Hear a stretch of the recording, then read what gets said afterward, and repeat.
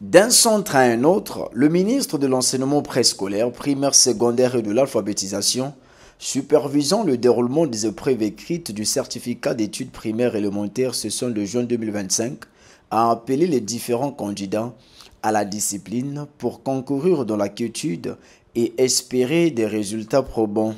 Le message de rigueur, vous le connaissez, c'est la discipline, c'est le travail, c'est s'éloigner des antivaleurs, faire en sorte justement que nous puissions déjà amener les candidats à obtenir cet examen qui leur donnera la possibilité ensuite de s'inscrire au BEPC.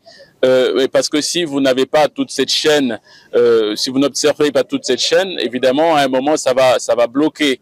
On a vu des candidats vouloir s'inscrire au BEPC, mais ils n'avaient pas le CEP et on leur a demandé de faire ce rétropédalage utile pour avoir déjà cet examen, ensuite leur permettre de continuer leur cursus de façon tout à fait normale. Comparativement à l'année dernière, on note une augmentation en termes de participation cette année à l'examen. C'est le premier examen d'État de notre système éducatif. Vous avez parlé de succès. Oui, le succès est là. Je voudrais vous donner un chiffre. 146 candidats pour les centres de Beijing en Chine, de Luanda en Angola et de Cabinda, 146 candidats, pour montrer combien le CEP a du succès même à l'extérieur. Nous avons cette année 137 000 candidats, dont 68 000 filles, un taux de croissance d'à peu près 2% des effectifs.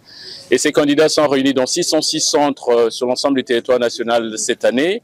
Vous l'avez dit, le CEP garde de son succès et c'est de notre responsabilité de continuer à l'organiser pour le moment dans ces conditions-là. Grâce à un logiciel mis en place, les résultats seront donnés au même moment sur l'ensemble du territoire national, a rassuré le ministre Jean-Luc Montou. Si vous voulez, on peut évoquer le SIG-CEP, qui est un logiciel que nous avons mis en place et qui nous permet sur l'ensemble du territoire national de coordonner les résultats et les données au même moment sur l'ensemble du territoire national, et ce qui nous permet d'ailleurs d'éditer les bulletins que nous distribuons ensuite dans toutes les administrations pour nous permettre ainsi de centraliser de façon correcte, notamment les résultats, au travers de cet outil de travail que nous avons mis en place.